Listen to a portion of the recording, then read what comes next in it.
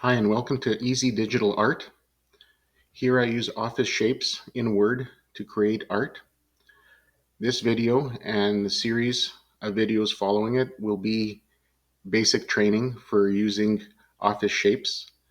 I'm going to approach every small property of Office Shapes and show how it's used.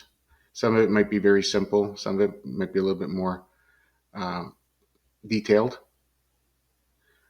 In this video, I'm going to go and just show you the different shapes.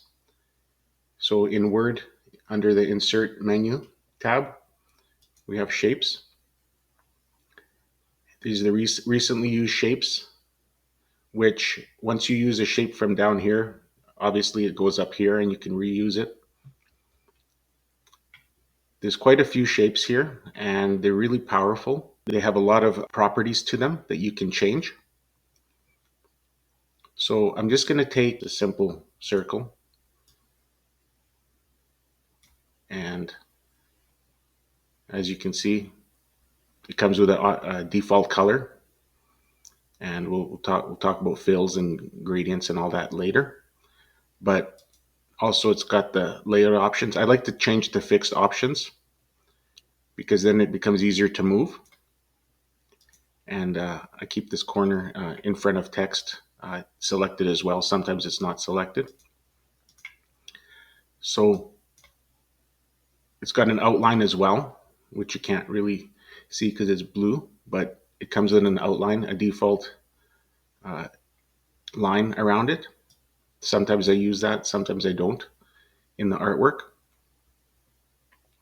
If you right click, it brings up the menu and you can add text to the shape if you wanted to.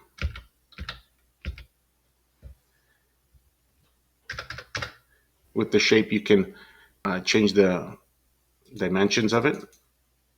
You can either type it in or you can use the drop downs or the arrows, I should say. If you right click, you go edit points,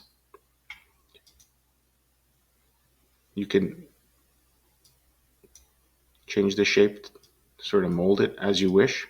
I'll talk about this as its own separate video, but there's quite a few preformed shapes already available.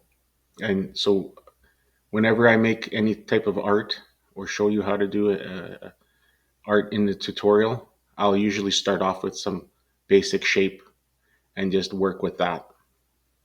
So that's it for this video. Thanks for watching.